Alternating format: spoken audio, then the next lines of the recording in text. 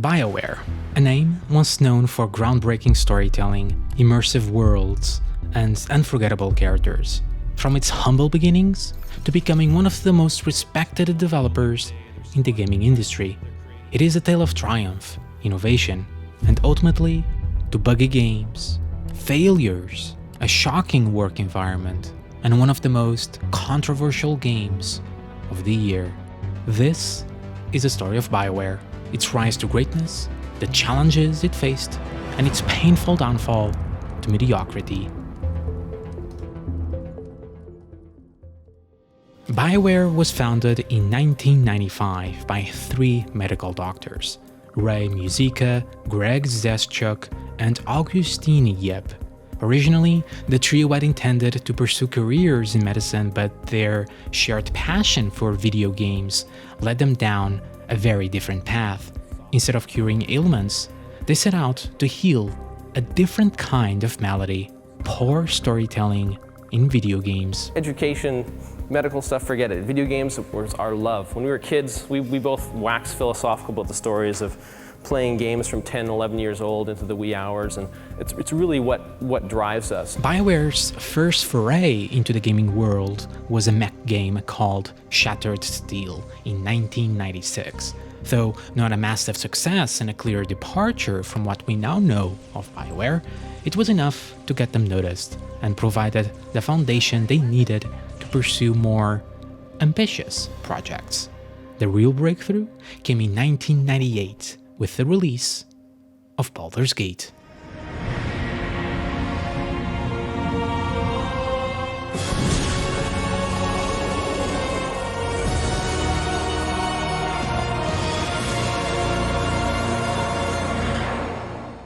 By 1998, the world of Dungeons & Dragons-based RPGs was heavily fragmented and outdated.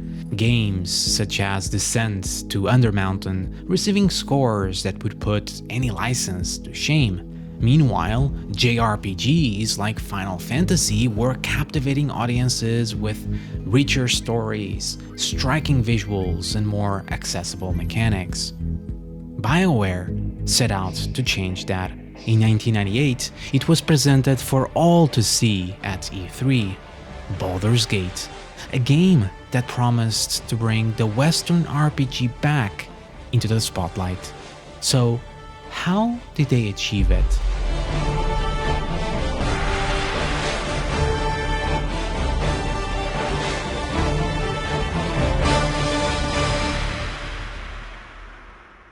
One of the biggest innovations was the Order When Paused combat system, combining the strategic depth of turn-based mechanics with the immediacy of real-time combat, inspired by Diablo. This allowed players to pause the action, issue commands, and then watch their orders play out in real time. It was a revolutionary approach, one that made combat feel both thrilling and tactical. But BioWare's magic didn't stop at the combat. You must gather your party before venturing forth. They knew that to create an unforgettable experience, players needed more than just enemies to fight. They needed characters to care about. From Minsk, the lovable ranger with a space hamster, Go for the eyes, Boo! Go for the eyes! Rusk! to Jaheira, the steadfast druid with a complex past. Yes, O omnipresent authority figure. BioWare brought these characters to life in a way that few games had done before. With its new approach to combat, the heavy emphasis on companions, story, and decisions with true consequences in the world, BioWare set a movement in the D&D CRPG space.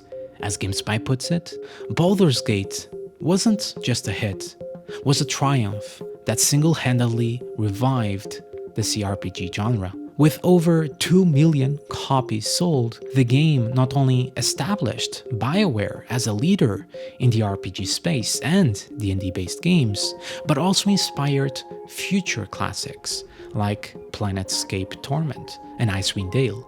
It's a legacy that continues to influence games today, from Pillars of Eternity to Baldur's Gate 3.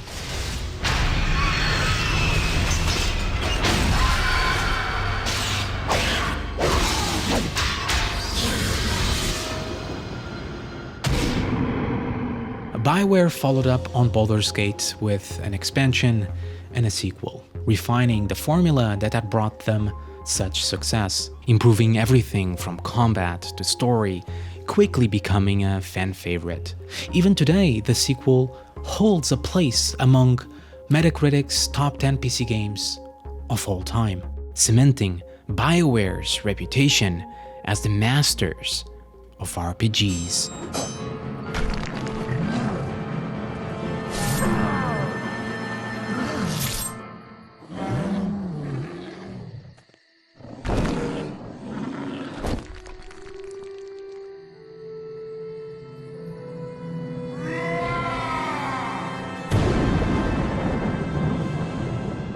Soon after, in 2002, they returned to the world of D&D with Neverwinter Nights, a game that, while not as celebrated as Baldur's Gate, still became a fan favorite for its innovative online multiplayer and custom content tools. But as the studio entered the new millennium, Bioware knew it was time to step beyond the realms of fantasy and explore new horizons. They were ready to take their vision to the next level. The Phantom Menace opens at midnight. Place in the Star Wars line. We started lining up over a month ago. All right, get out your lightsabers. You just may have noticed that Star Wars, the latest episode, opens nationally at midnight The tonight. hype surrounding this movie has been overwhelming. Now the question is, will it deliver? They're about to open the doors here in just a few minutes, and people are revved up. 2.2 million Americans will The year was 2000. The Star Wars prequel trilogy was in full swing, and soon, fans would be able to explore one of the most legendary eras of the Star Wars universe, the Old Republic. Just as Bioware had brought new life into D&D-based RPGs, they were now set to elevate the Star Wars gaming universe. By then, gamers knew only one thing: Bioware was crafting a traditional RPG experience, and fans couldn't wait to see what that would mean.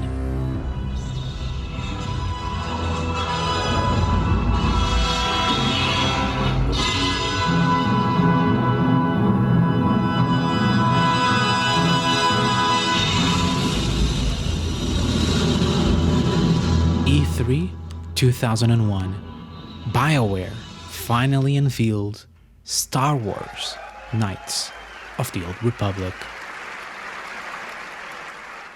Leading the project was Casey Hudson, a relatively new addition to the team, and under his leadership, KOTOR had a clear and ambitious vision. Hey, Casey. Hey, Mike. We're just working on some of the lightsabers here for the game, but the lightsaber is a very dangerous weapon, so we've got the guys trying them out, and we're going to see some of the combat moves right here. We hit the finish line on that production with something we really enjoyed playing ourselves. It's almost exactly the game that we outlined in our early general design document. We all knew what we wanted from the start. There wasn't much hesitation or false starts. It's amazing in retrospect how quickly we got to work on such a cohesive vision. KOTOR was more than just a Star Wars game. It's built on the solid foundation of Baldur's Gate, combining the beloved Bioware elements of memorable companions, meaningful choices, and strategic combat with new technology. The game featured fully voice-acted characters and a cinematic camera that brought players face-to-face with the galaxy's inhabitants. This was unprecedented for an RPG of its scale in 2003, and it set a new standard for immersion. And of course, KOTOR delivered one of the most iconic plot twists in gaming history, the reveal of Revan, a moment that has become legendary. Bioware had done it again, delivering an experience that still ranks among the best games of all time, With KOTOR, they pushed the envelope on what was possible in narrative-driven RPGs, creating an impact that extended beyond gaming. Behind the scenes, however, Bioware was already setting its sights on even greater ambitions.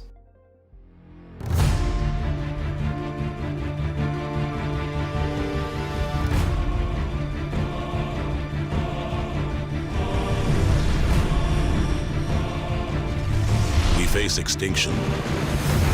A rogue soldier leads an unstoppable force across the galaxy, and only you stand in his way.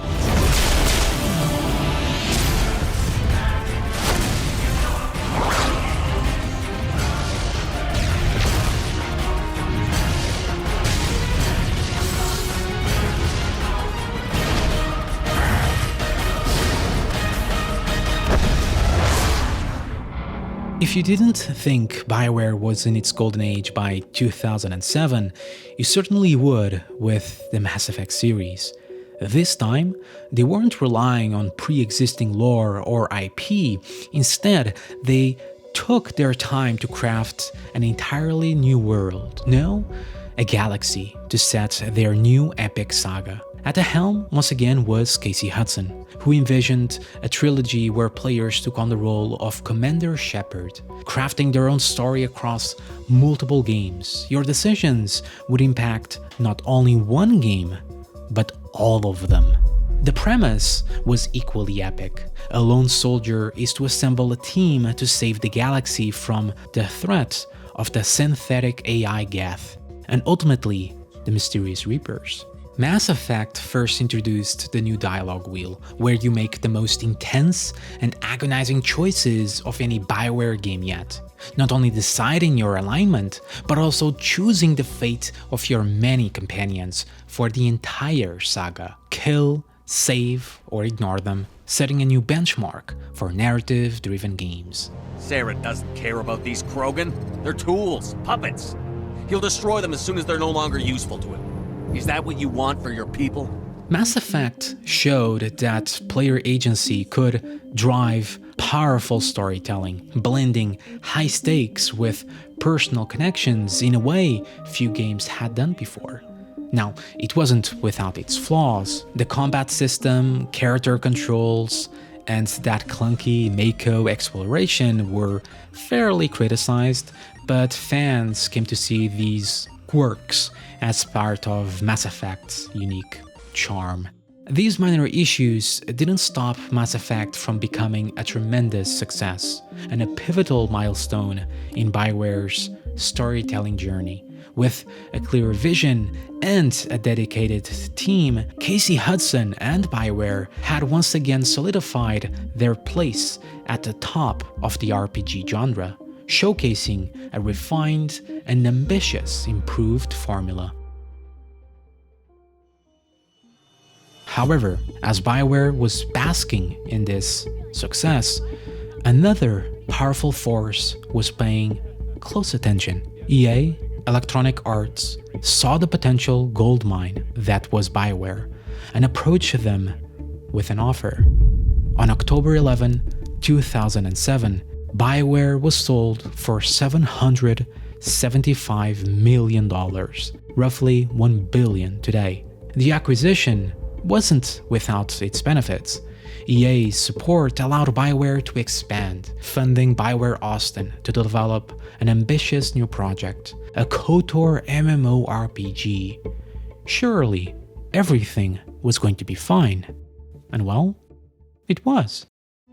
Dragon Age is the spiritual successor to Baldur's Gate, which is also from Bioware. First off, it's got tactical combat that feels very similar to the way that the tactical combat worked in Baldur's Gate, except in Dragon Age, it's full 3D, so you can pull the camera back and you can adjust it around and have full control over the experience. Pause and play as well if you really want to direct the actions of your party. The story and the narrative, the dialogue, the way that flows is going to be very reminiscent of Baldur's Gate, so fans that love that kind of storyline are going to enjoy Dragon Age Origins as well. And the team is the same. A lot of the same members that worked on Baldur's Gate, and Neverwinter Nights, and Knights of the Old Republic, and Mass Effect, Jade Empire, some of the great games that you love from Bioware are working on Dragon Age Origins. I think the world is going to feel, really reminiscent as well. The dark heroic fantasy. Baldur's Gate you had a taste of that in that game. We're taking it to a whole new level in DAO. In 2009, BioWare returned to its roots with Dragon Age Origins, a dark, heroic fantasy that aimed to become the Lord of the Rings of video game franchises. Drawing upon the legacy of Baldur's Gate, Origins offered a darker, more mature take on the fantasy genre. As BioWare co-founder Greg Zeschuk explains, it's not the high fantasy of Tolkien or the low fantasy of George R.R. Martin's works. We are in the middle of those things. We want to create something that any fantasy fan anywhere wants to play.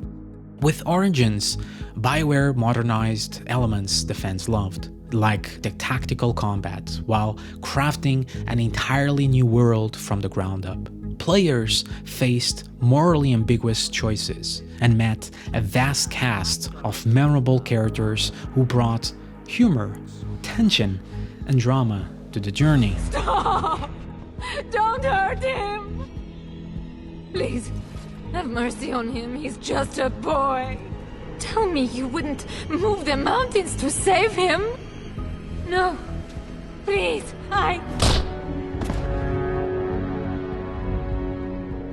The game offered a middle ground, appealing to hardcore players looking for deep, tactical gameplay, as well as newcomers, eager for an epic fantasy experience and bound by D&D rules. Like Mass Effect, Dragon Age showed that BioWare could thrive outside of major licensed IPs. It also proved that in 2009, gamers still valued the challenge and complexity of a classic RPG.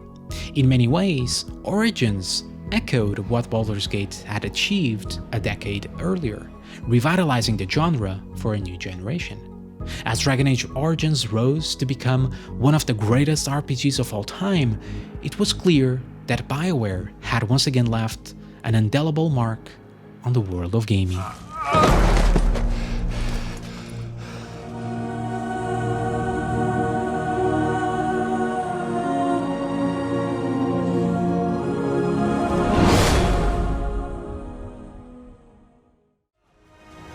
We will stop at nothing. We will fight for the lost.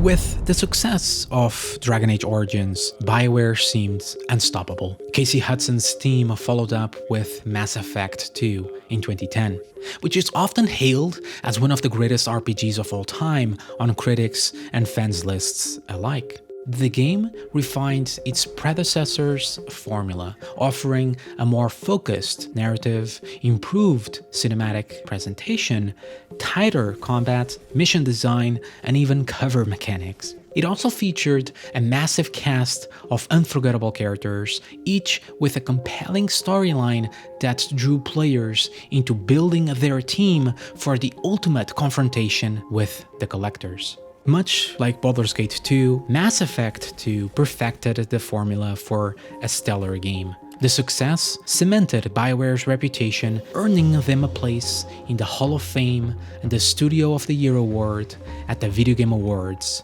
in 2010. Wow, this is a tremendous honor. It's our privilege to work with some of the best people in the world every day. They're smart, they're passionate, they're creative, they're hardworking, and man, they make this job so much fun. And for our fans, I'll tell you, our best work is still ahead of us. That's our commitment to you. We love you. Thank you. However, all these triumphs weren't without some cracks. Some fans noted that the game leaned away from some traditional RPG elements. Gear was now mostly cosmetic. Skills, loot, and resource gathering all turned into a more streamlined experience. That said, considering that everything else was on point, who cares, right? But could something be changing? Were there unseen forces influencing development? Well, if Mass Effect 2 showed cracks, we encountered gaping holes with Dragon Age 2 in 2011.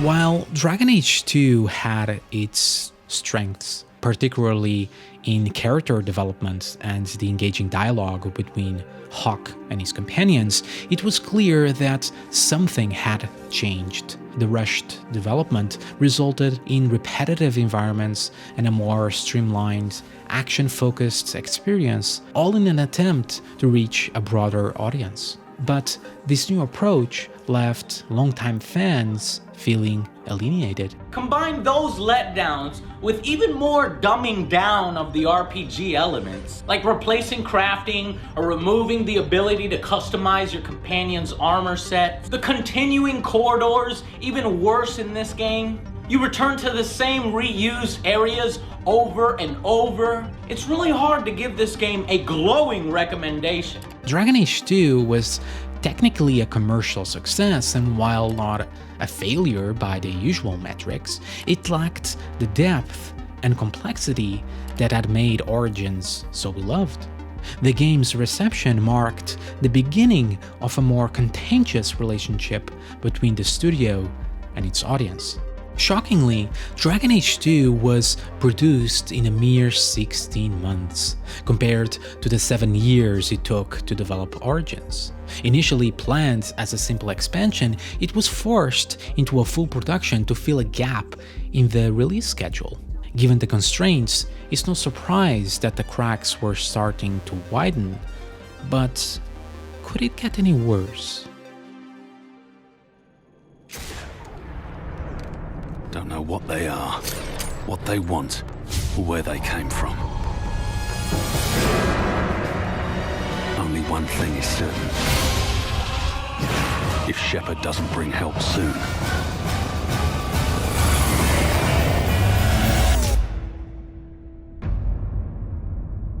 there won't be an Earth left to save. And so came Mass Effect 3 in 2012, the highly anticipated conclusion to the trilogy, and the hype was palpable. Epic trailers, epic cinematics, epic music, epic promises. And for much of the game, Bioware delivered on its promises. Many lost RPG elements were back, and so was more customization and overall depth, until the ending. What the fuck?! The final moments of Mass Effect 3 sparked one of the biggest controversies in gaming history. Fans were outraged by the lack of meaningful choice at the end of this massive saga, feeling that their decisions throughout the series were rendered irrelevant. To put it into perspective, you spent an entire trilogy of games making decisions, from companions to other allies, to culminate in the final battle against the Reapers, all then to have 3 choices with minimal differences between them. I understand the common belief is that in epics like these, the hero has to die, but the phrase "the hero has to anything" in a game like Mass Effect that's built around choice and you picking your own destiny, it goes against everything that Mass Effect is all about. If someone plays good for the entire time, they should earn a good ending. Your choices ultimately don't matter.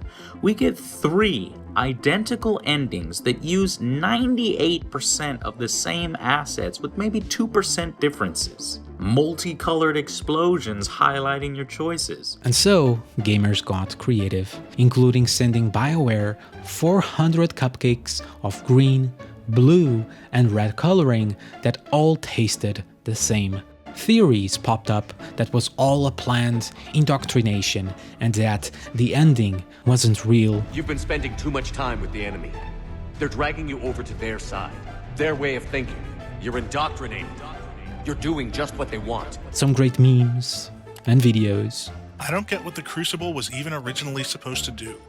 Did the people that first worked on it know that the Citadel kid was controlling the Reapers? Compiling lists of all the lies, but also some unhinged people that went after Casey Hudson a little too much. It was bad. Very bad. This intense backlash then led Bioware to release a free extended cut DLC, but the damage was done. Though Mass Effect 3 remained a commercial success, the controversy marked a turning point for Bioware, signaling that they were no longer untouchable. According to People Make Games interviews, Bioware at this time was under intense pressure to release the game in time, perhaps cutting development time to properly give it the adequate send-off, an issue that Dragon Age 2 heavily suffered from. And something I've heard time and time again is that these endings happened late in development, and on top of that, they were really expensive to make. And so quite simply, reusing assets across the free versions seemed like it might be a good compromise. You know, it's Scorpion and Sub-Zero, right? It's two ninjas that are two different colors. It's not a good fix, but we didn't expect it to blow up as, I mean, we should have. We completely should have, but we didn't expect it to blow up. Arguably, there were even bigger cracks overshadowed by its ending. In 2010, 2 years before its release, EA stated, "Single-player only games are finished," a statement still under scrutiny today. And to no surprise, Mass Effect 3 suffered from this philosophy. A multiplayer mode was added, and granted it was received with praise, they promptly added loot boxes for gear acquired by in-game currency through grinding as you played, or you guessed it, swiping your credit card. The first EA game outside of FIFA to do so, in order to, quote, offsetting the cost of building a multiplayer mode. A multiplayer mode likely forced by EA themselves to be in it in the first place. And if that wasn't enough, a Day 1 DLC was offered for $10, or if you bought the Collector's Edition. From Ashes added an entirely new character crucial to the universe of Mass Effect and Shepard's team, a Prothean, the ancient, secretive race that was behind most of the events in the entire series. This was met with a huge uproar for its significance within the games. So that means, quite obviously, that the game on launch is not complete. The product that you buy on the shelf or on Steam, if it is not the collector's edition, which I might add costs more, is not content complete. It is not feature complete. They deliberately created content that was cut from the game pre-launch so that it could be monetized. Casey Hudson did try to justify this position on Twitter, to not much success. This was an on-brand practice by EA at this time and pretty much normalized nowadays, which gave EA the amazing award of Worst Company in America in 2012. But wait a minute, what about that KOTOR MMORPG they were cooking up in their new studio? Well,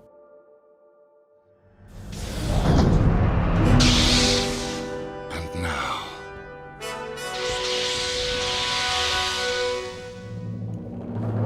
finally, we have returned. Star Wars: The Old Republic boasted impressive marketing and cinematic quality, rivaling even Blizzard's creations, leading to 1 million subscribers within 3 days and earning the title of fastest growing MMO ever.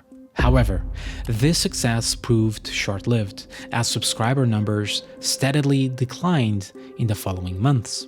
You see, KOTOR didn't take any significant risks. It was a straightforward, theme park-based MMO with content and gameplay reminiscent of World of Warcraft. Its biggest selling point was that it was set in the Star Wars universe and developed by Bioware, which meant a heavy emphasis on story and characters. It was likely the MMO with the greatest focus on narrative, featuring a full dialogue wheel complete with voice acting and moral choices. You're dead to me, Quinn. Please, I can explain. I should have crushed the life from your body the second you betrayed me to Darth Barris. My lord. I've dreamt of this moment for years. Now, after all this time, I finally get to watch you die. EA was very happy with this steady source of income, but maybe there could be something better. How about we go free to play? And that's what they did in 2012. A hybrid model where the subscription remained, but now there's an excuse to add a cash shop. And with it, all you could imagine, such as cosmetics, and some that you probably couldn't imagine. As a free-to-play player, you would face several limitations, including caps on currency, back slots, and even action bars. That's right, you only get 2 hotbars in an MMO. If you want more, 2 slot buttons to play your game, you either have to swipe to buy something from the cash shop to achieve the preferred status, or subscribe to increase the slots in your interface. People weren't happy about this, but the game went on to make $139 million in 2013 and remained profitable for years with a small community. Today, it is no longer run by Bioware, and while new content is scarce, the game continues to milk whales wherever they can be found. For us, it was less about, how do we not get voted the worst company again, but more about, okay, are there things that we could do differently or things that we have done that have been misinterpreted that would cause people to feel that way? And again, what we've done is we said, okay, what is our role? Our role is to build great games and services. Is there anything that we're doing that is, an impediment to that or an inhibitor of that or perfunctory to that? And what we've been doing over time is really working to either update those things or eliminate those things and really get back to our focus on games. Because at the end of the day, if we're making great games and services, we won't get voted worst company in America again. And so by this point, it was evident Bioware was fully under the ownership of EA. The 2007 acquisition of Bioware by EA raised concerns among fans about potential compromises in quality. While these worries were initially overlooked due to successful releases, they soon materialized in Dragon Age 2, Mass Effect 3, and KOTOR. But something far worse was still yet to come. But first, we went back to Dragon Age. Darkness closes in. Will you stand against it? Or lead this world to its bitter end? Despite these setbacks, Bioware managed a significant win with Dragon Age Inquisition in 2014. The game was Bioware's biggest commercial success, selling 12 million copies and even won Game of the Year. However, it was polarizing among fans. Directed by veterans Mike Laidlaw, David Gaither, and Mark Dara, the development process of Inquisition was by far its biggest detriment. For example, EA's Frostbite engine, built primarily for FPS games, lacked the necessary tools for a complex RPG, resulting in unplayable builds for months at a time. John Epler described it as the worst tools experience he had ever had. There were times when the build wouldn't work for a month, or it was unstable as hell. Amidst this terrible work environment, the pressure to deliver a satisfying experience mounted for both new and long-time players after the divisive reception of Dragon Age 2 and Mass Effect 3's ending. And so, when it came to present the game, the team crafted a gameplay trailer for PAX Prime in 2013. This vertical slice looked enticing, but by the time the game finally launched in 2014, it had diverged considerably from that early vision, leaving many fans disappointed. Oh my god, oh my god, oh my god.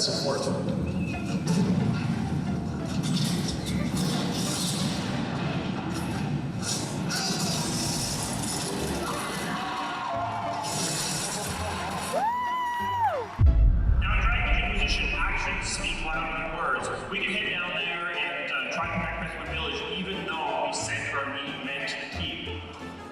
You make that decision, the world reacts to the decision you make, and then you have to react to the world as it now stands. We're going to maintain consistency, we're going to keep our going to the key. These warboats are pulled up, and the Red Templars have control them or are long-term enemies, so we can actually burn them to cut off the retreat, weaken them further. It's surprising how little of this actually made it into the final game. You don't have any of these kinds of choices anywhere. This build had a ton of good features that the final product lacked. What happened?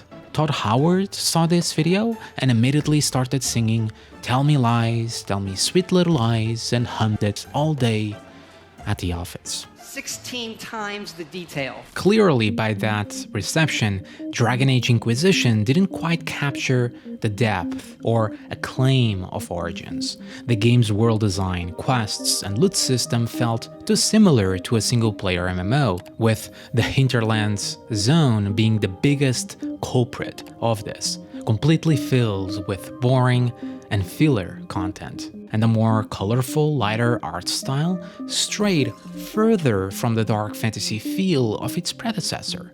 The dialogue, like in Dragon Age 2, now utilized the Mass Effect wheel, which many criticized removed a lot of nuance from your choices.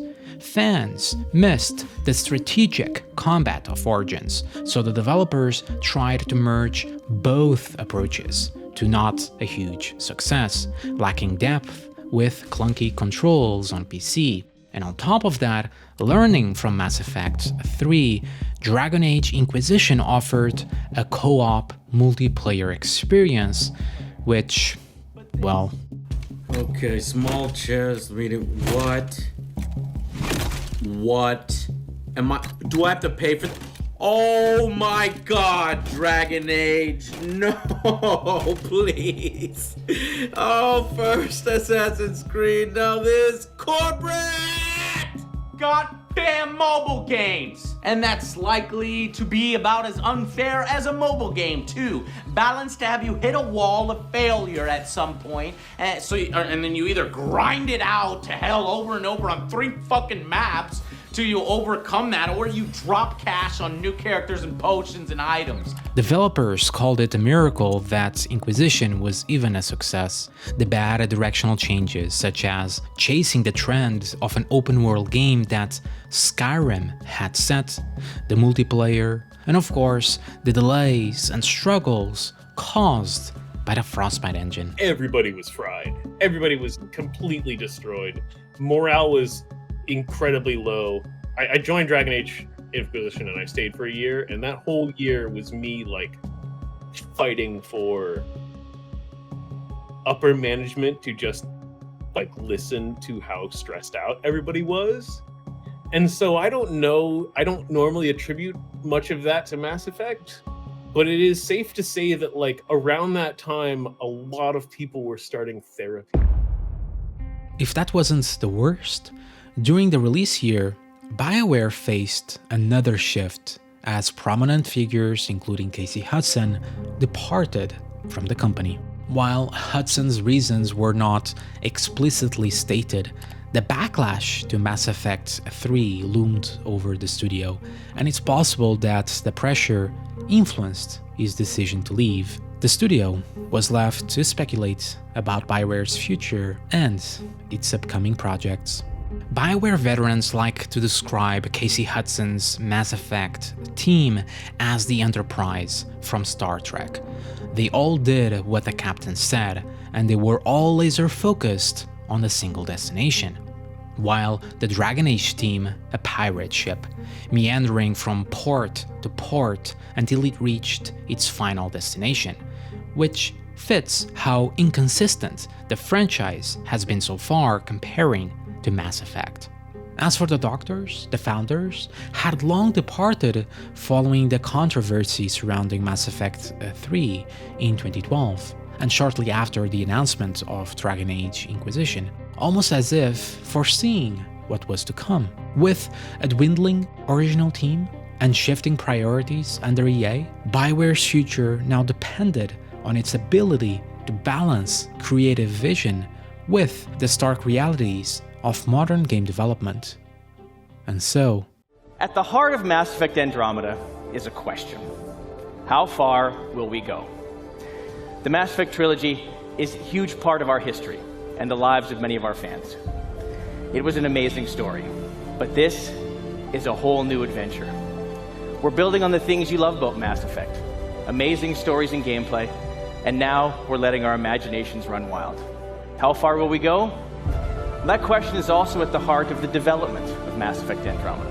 And for the first time, it's all powered by Frostbite, which means you're going to see, hear, and feel Mass Effect like never before.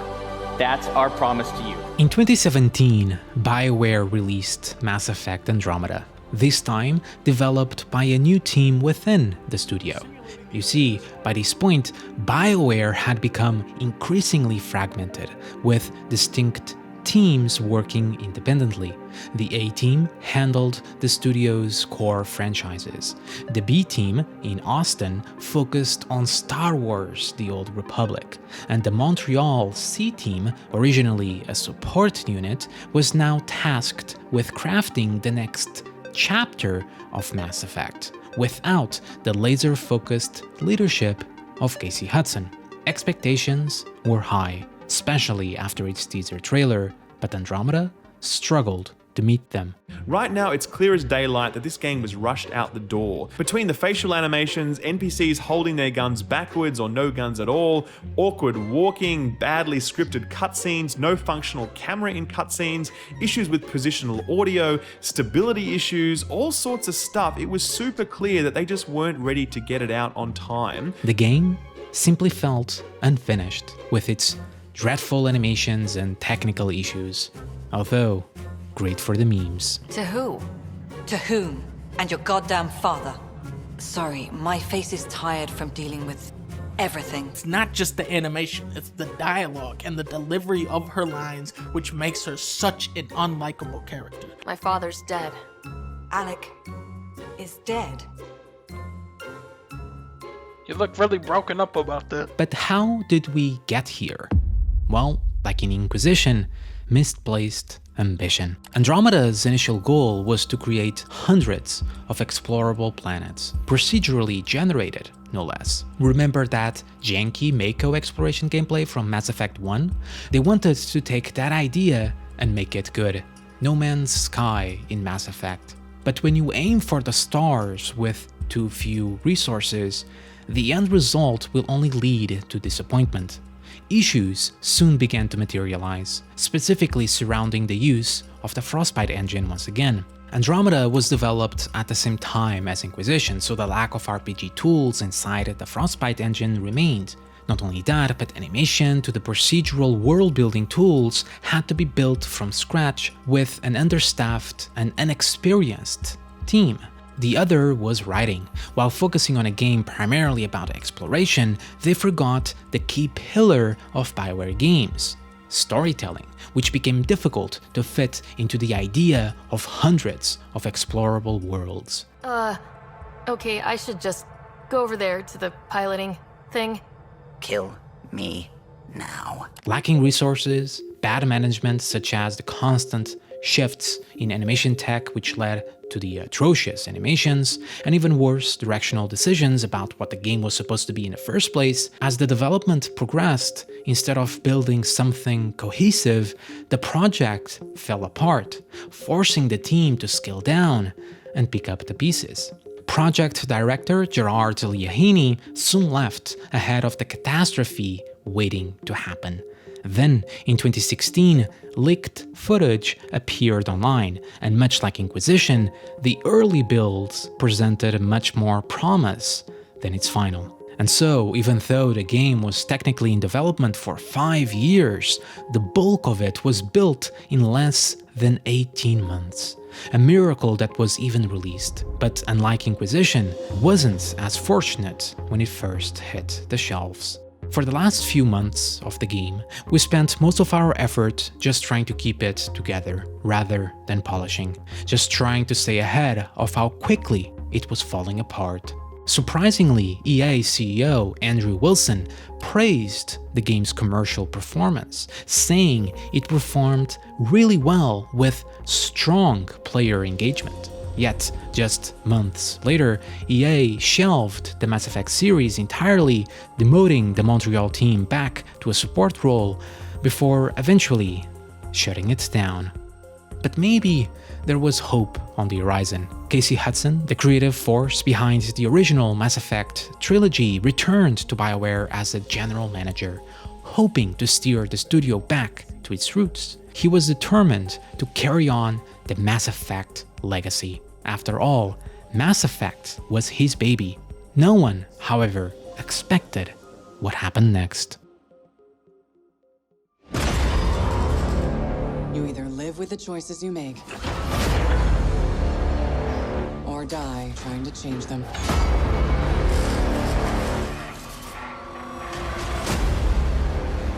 The most significant blow to Bioware's reputation came in 2019 with the release of Anthem. Originally envisioned as a bold new IP, Anthem was meant to mark Bioware's entry into the lucrative live service market. Supervising this endeavor was partially Casey Hudson, a name synonymous with the Mass Effect trilogy, but what he returned to was chaos.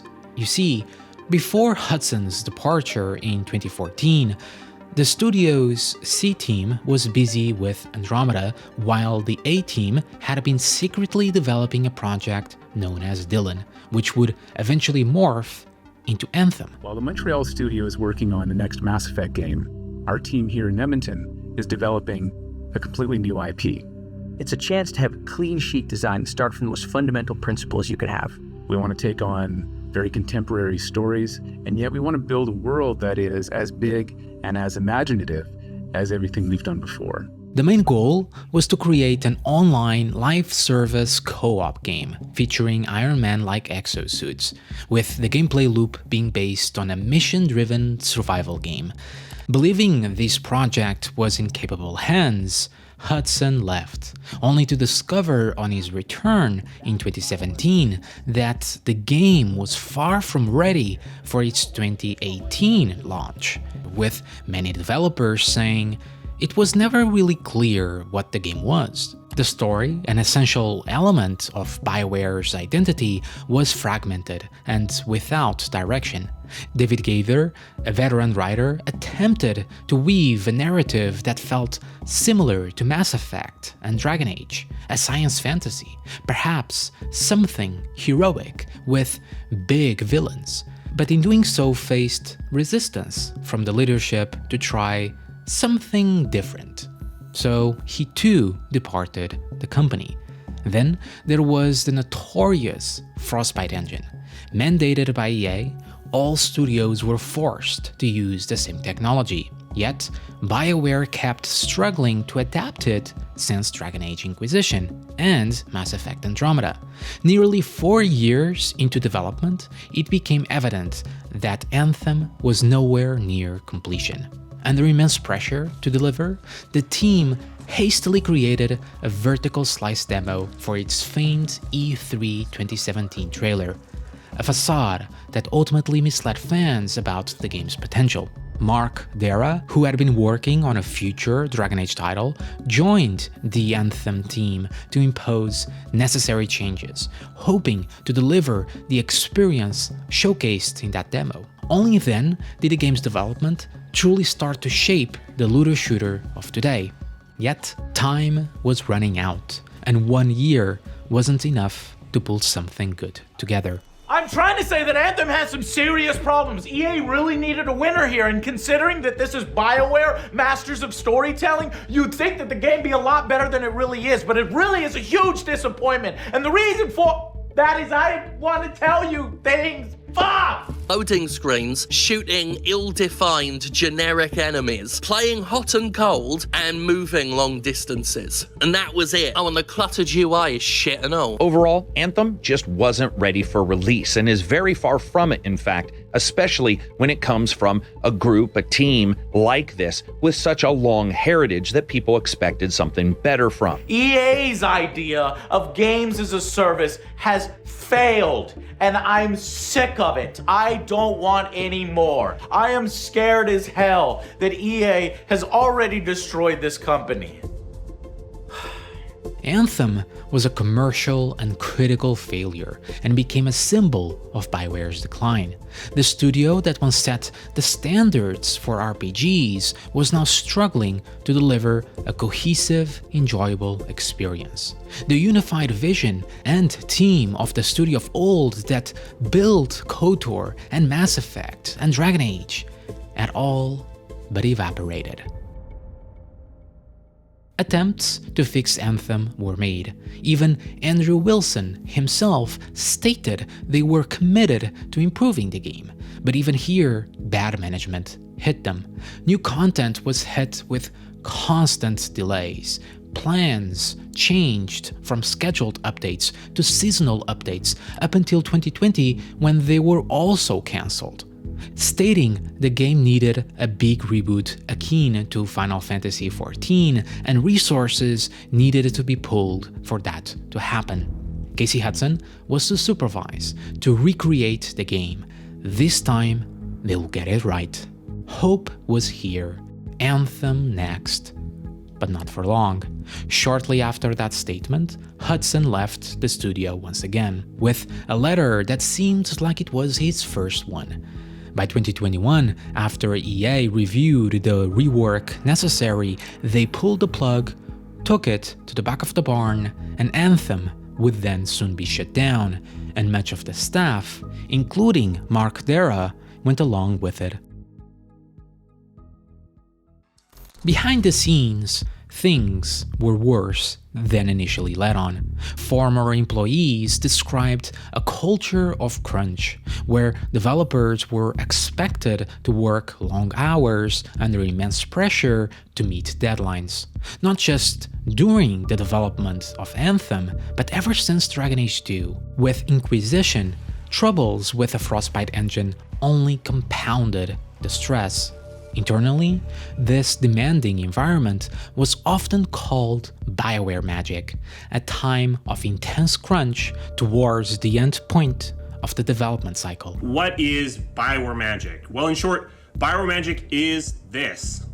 What the hell is this? This is the hockey stick. Well, the hockey stick is something that happens in a lot of development, where you are going along, not making a ton of visible progress, and then at some point, game development essentially pivots and you start getting things done way faster. And this last little jog up, that's what people at the studio are talking about when they say Bioware magic, talking about the fact that things come together really late and things get better really late. One key issue is that the so-called Bioware magic had worked out so far. Regardless of Inquisition issues, it was a commercial success, so the leadership teams at Bioware and EA repeatedly stated that everything was gonna work out just as before. Any concerns that developers may have, from game design to story to the Frostbite engine, the leadership staff brushed off with assurances such as, everything is going to be fine in the end. Got to trust the process, got to trust Bioware magic, and it's going to work out.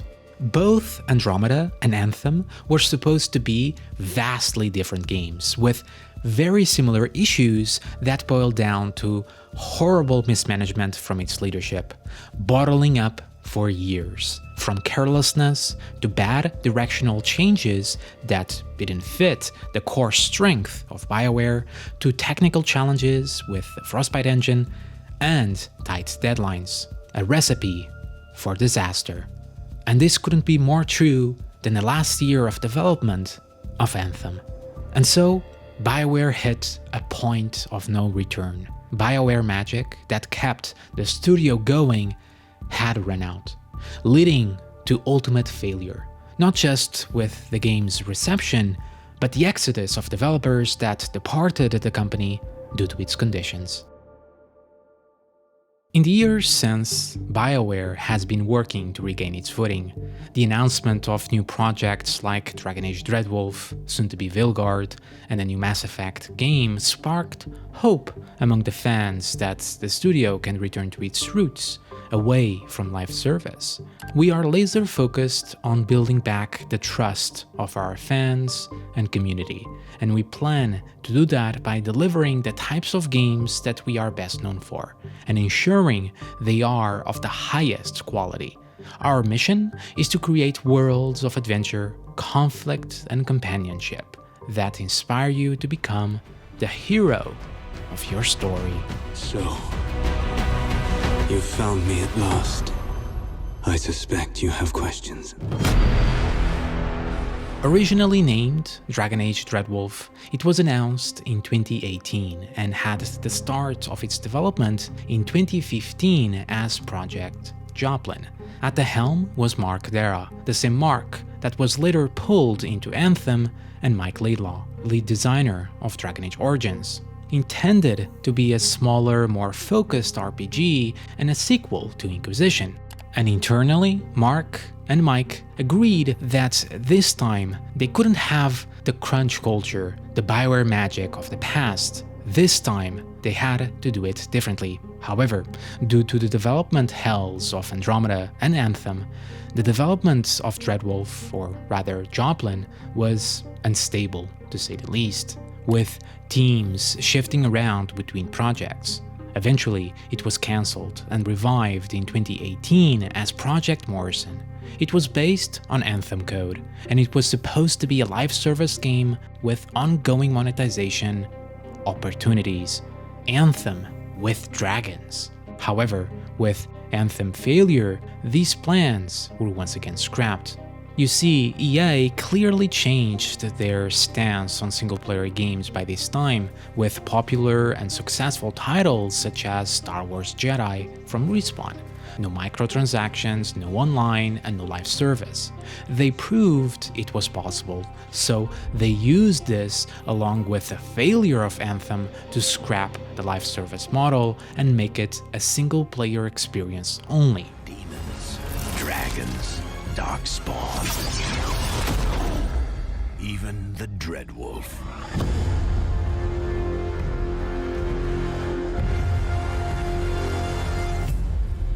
This is your story. It was soon to be revealed Dragon Age Veilguard, but the development and vision were already shaky with high turnover of leading staff.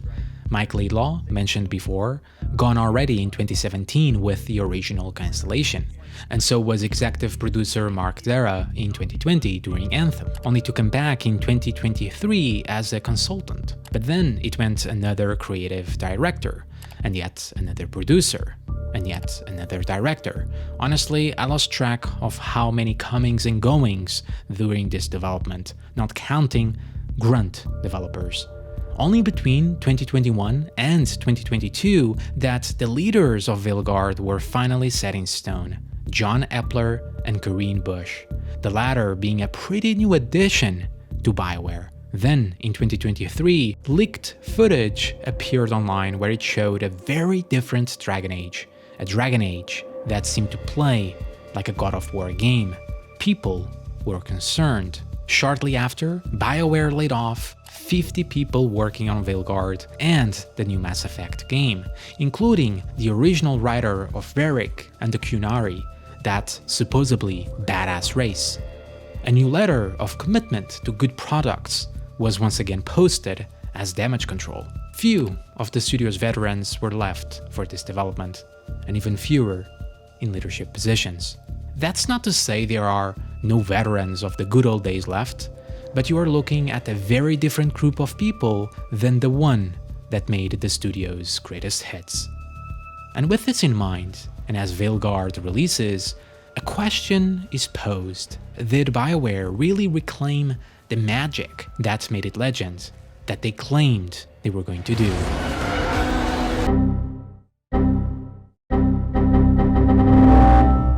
From its announcement to its release, Veilguard has been filled with controversy, such as cutting communication and review copies to some content creators. They should have a code right now if they're going to get one or not by asking us this question, which is what happened here. And we started piecing together between us that some people had codes and others didn't, including ourselves. With EA and Bioware seemingly canceling some review copies, gamers saw that as damage control, for fear of player reception and subsequent sales. But Veilguard was not only controversial but also divisive, since its trailer reveal, with some fans immediately put off by its new art style, tone, and action combat, which was yet another departure not only from the original but its predecessors that were already polarizing. Others cautiously waited for reviews to justify a purchase, even after the disasters of Anthem and Andromeda, accepting these changes, just hoping for a functional game. Then it came the reviews by mainstream media, for the most part, praising the game as a huge success with near-perfect reviews. A return to form. Even Andrew Wilson chimed in, saying how the game had breakout potential with such solid reviews. But was that really the case? Dragon Age the Veilguard is a colossal disappointment. It is one of the most disappointing games I've played in a while. It's just surprising how it's much less of an RPG than it is like an action-adventure game with some RPG mechanics. Players, fans, gamers criticized the most its poor, coddled, millennial, and safe writing. The writing is frankly terminal. It lacks any nuance or wit or wisdom. It cannot communicate ideas except to say them aloud to the camera. It manufactures petty, unbelievable tension because it doesn't know how to create anything more real, and it's too scared to ever be truly confronting or dark for fear that it might make the audience uncomfortable. Every interaction between the companions feels like HR is in the room. Lack of player agency and out-of-place character design. From its dark, heroic fantasy roots to a bright, almost childish Pixar game. There are scenes where, and I mean this in the least insulting way, it truly felt like Bioware watched some Pixar films over the weekend and took that energy straight into the game. These elements were the most detrimental aspects of Veilguard, as that was the very thing fans sought in a Bioware title: high-quality, mature writing, and player agency. On the other side of the coin, some argued that is indeed a return to form, an RPG-light action-adventure game. After all, some people, excluding mainstream media, praised it. I think you're getting a great game that does a lot of things really, really well. That makes it, as far as I'm concerned, the best entry in the series, and frankly, my own personal game of the year. While others were somewhere in between. This is a thumbs up, but it's more to the middle. If you like DA games, you will like this fine, I think, and I feel like they tried here, so good enough. Out of all the idiotic controversies, this one breaks the cardinal rule, which made me quit. It doesn't trust me. This isn't my story anymore, it's someone else's. If you are looking for a Dragon Age of old with a new paint job, this ain't it. It is, however, an entirely decent fantasy RPG. Realize that Bioware from your childhood died years ago, and go in with an open mind. The Veilguard is the culmination of Bioware's story so far.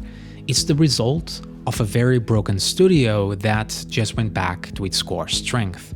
A character and story-driven RPG with no live service, no open world, and no other bad business practices that many Bioware games and AAA suffered in the past. It's just a game with a box price on Steam, and that goes understated. That said, most of the people who made those classic games are gone, and what remains is something new entirely. If we look at the history, even with the old team, slowly but surely Bioware moved away from its roots, and Dragon Age was clear evidence of that. With each entry, the franchise reinvented itself, modernizing to appease more and more people and taking fewer risks, like stripping away its CRPG nature while splitting and dividing the community to a point where it's unrecognizable. Chasing trends rather than setting them, it's what most defines Bioware in the last decade, ultimately leading them to their downfall. Not just with Veilguard, but with the disaster of Anthem and Andromeda. It's almost ironic that we got to a point where a Bioware game, and a Dragon Age game no less, has arguably better combat than actual dialogue and writing that treats players as dumb idiots, which again, ironically, went against what they stood for. Don't think you know what the player wants. You can tell a story, but how players will experience it is up to them. Don't talk down to your audience. You can run with the assumption that your audience is smart enough to figure out things by context. But by far, the most controversial aspect about Veilguard was its social and political commentary. So, I'm non-binary. The culture war often obscures objectivity, and some might argue it was to the game's detriment of how it's presented so harshly and ham-fisted. But since Mass Effect, perhaps even before, Bioware games always included social messaging. Social messaging is fine if it's well written and well placed, which isn't here. Like the rest of the writing, it treats players as children, incapable of complex thoughts. What I find actually the weakest part of the writing is how they put a lot of modern dialogue, modern words within a fantasy RPG. I find that you can discuss whatever you want in your game, but make it in a way that's immersive in your world. Make it a part of the general lore and the general story. Make it something that actually matters within the world. However, with all of that said, I believe we can agree that Veilguard doesn't live up to the Bioware RPG expectations, and much less of Origins, as it hasn't for a very, very long time. But taking in mind its sequels, I think most of us could agree on mediocrity. It's fine, safe, and it works. And after this development cycle and the massive failures it preceded, it's yet another miracle that it even exists, and without Bioware magic. It does, however, have a chance to foster a new community for this new age. It's EA's and Bioware's most popular single-player game on Steam so far, though compared to other AAA RPG releases, only time will tell how successful that will be. Recently, the game that carried the old Bioware torch, ironically, was Baldur's Gate 3. It took all the beloved elements, such as the cinematic storytelling, companions, and weave them into the main story perfectly with high-quality mature writing and dialogue with true player agency. It didn't do the pause-based combat, but freshened up its turn-based and revitalized the CRPG genre the same way the original Baldur's Gate and to some extent Dragon Age Origins had done so before. I couldn't help myself but imagine that this is what the Dragon Age sequel would look like in this new generation. But regardless of what the future holds with Bioware, Dragon Age, or Mass Effect, Bioware's legacy in the gaming industry is secure. The studio's contributions to the RPG genre have left an undeniable mark, influencing countless developers and inspiring generations of gamers. The worlds they created, the characters they brought to life, and the stories they told will continue to resonate with players for years to come.